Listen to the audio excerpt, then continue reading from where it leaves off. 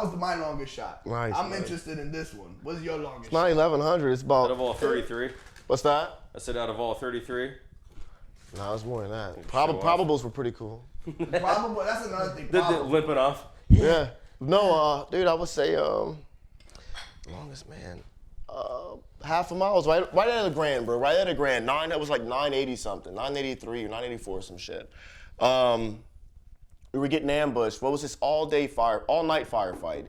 We were in Helmand Province, Marja, and walking through this fucking like town, bro. It's a, you know how Marja, ever been like to Marja or whatever? Yeah, it's like a little town. We were getting ambushed like every, I don't know, 15 minutes, 20 minutes or whatever, for like 8 hours or whatnot. We're like lighting dudes up, and normally I would go in with like 210 rounds of, 308 for the SR, and like after a few ticks and shit like that, some of it's like suppressive fire, and then some of it's I'm actually seeing, it's hard to see these, guys in Afghanistan, they would hide really, really good, so man. hard to see. So I'm looking at like 308 does not do it justice where I was. Exactly, and you're trying to break through leaves and stuff like that too, man, our foliage, and I would sometimes catch like an eye like kind of flicker through that little glimmer, that white little glimmer when you're shining and you're, looking through your scope, man, and I would aim at that and, hit a few guys or aim, for suppressive fire. But we were doing that all night, dude, and daylight's about to break. We finish our objective, we capture some guy, leading out, and then we get ambushed in the daytime. And getting out of this environment, Marja was like insane, dude. We calling for some air support, and we got some, what kind of helicopter is that, dude? Not a Cobra, it's a Marine helicopter. It is a Cobra. 40, no, are you talking about? It's an attack one. It's an attack one, yeah. That's a Cobra. Cobra? Yeah. Okay. Skinny ones. Yeah, the real skinny, right? Yeah. The real like. Yep. Blend into the Wait, sky. hold on. That shit is bad motherfuckers. They are. bro. They are. We had And the Cobra Apaches save are? our ass, bro. Oh, yeah. They got 2 3/4 rockets on them and everything. Like, they get it in. Well, they're Cobras are really shit. good, man. They're scary looking too. They are very intimidating. They were coming in, and I remember like there's this long. We're pinned up against this courtyard, and I can hear like boom, boom, like weird noise. You can tell it's machine gun fire, but it sounds different, right? So on the opposite end, we're getting ambushed. They're trying to like ambush us from this side of this courtyard. We got this Cobra coming in, a few Cobras like stacking up, coming in, doing the, whatever they're doing, hitting these guys over here, man. And listening to this, it sounds like a lawnmower going off over your head, just starting up, coming over your head, and it's hitting guys, dude. I called it the fart in the sky. It's a fart in the sky, yeah, exactly, dude. It's like, right? And there was some guys like 500, maybe, a little over, I judged them at 300, but I knew it was not 300 because I had to hold high. Yeah. So it was like, 4-ish, under 5, and I hit a guy there, but then we started getting hit from this guy with the, machine gun near this little building on the top of a hill, and he's at a grand. And I remember looking back at this guy, Paul Martinez, dude, and I'm looking at him like, hey, I'm gonna drop him. I think I got it. And I could tell he's far, but I'm looking over a ravine, like up a hill, and you know how your distance looks kind of closer at that point.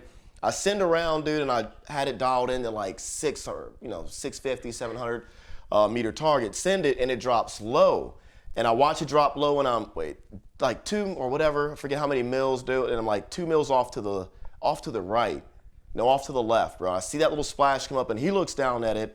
And seeing that splash come up and him looking down, I look back at Paul one more time, bro, and that's when I copied and paste is what I call it. That's like, what I do, yeah. You take that splash in floating space and kind of paste it onto the target. Now, thank you, Horace. Yeah, you know what? Thank you, Horace, Yeah, for right. recognizing that. And back then, dude, it was, it's floating in space. So I'm using that little block, that little pie portion of that scope, putting it up on that target.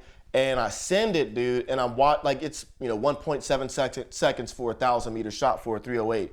And that 1.7 seconds, when you've been shooting precision rifle for a while, you can catch that apex and you can catch your own vapor trail. You know what I mean? And I see that apex and I'm like, fuck, I'm off, dude. It's like starting to catch that little. Exactly. So I'm reading it. I forget to judge that little last portion, that little last quarter portion right before it gets there. It fades out, but I'm seeing my windage off, bro. And I get that slight feel of like, damn it, I'm missing him. But I forgot, bro. Fucking wind is starting to help out a little bit. and I hit him, bro, right in center of his sternum, and he drops perfectly straight down, like an 18-wheeler dropped from like 30,000 feet, right on top of his head. And I look back at Paul, and Paul's like this like surfer cool dude, bro, and he's just like, he's like, ha, ha, ha, like that, right? And I'm looking back at him, and dude, I'm really excited, right? Mad excited, and I'm watching this guy, but it was the feel of, you could almost like, for me, it was that marinating, that time. You can have like that time. You have time to kind of, see what's happening. I watch him look down at the splash, and he looks back up, trying to see where the shot's coming from. And that second round is already like mid-flight, and then you're judging fractions of a second, half of a second at that point, dude. And it's like, you could see it in his face. It was just like, I'm about to get hit. And then, dude, it was perfect, bro. Like split right down the middle, and you could almost hear it, like the little. It sounds like hitting a pillow, like a hammer. Like, yeah, there you go, almost like that. But it was like you could hear the like a faint. There you go. Thud. Yeah. Like listen, bro, like 1,000 yards, it's like that. Yeah, you could hear that. You would like to think you did, but we don't. How that was downrange to hear that shit dead. Like I'm. Yeah. It's like. But that was that was my Dude, that was my furthest shot, but it was like kind of significant. But no, I don't think it was like that guy he was being stupid and he was trying to like ambush our guys, but that was the furthest one, but definitely not like the most impactful one that I feel. Like I got an email back, bro, like years later from a guy, and he's like, dude, I call you my what did he say? He's like guardian angel, bro. Like I still got the report right up from him. I don't even talk about it. But dude, it's like my most memorable was at 100, like under 100 yards, dude. Under 100 yards. Closest one was like 20 feet with the SR. So fucking gnarly, bro. Like that's the guy was stupid. Did you guys change out all your butt stocks on your SR-25s? Yeah, to the Magpul? Yeah. Bullshit, and we always break. Yep. Well, I just didn't like the feel of it. It felt too much like a old school A2 M16. You know what I mean? I didn't like that feel. We didn't have that option when I was getting. You guys started doing that like right.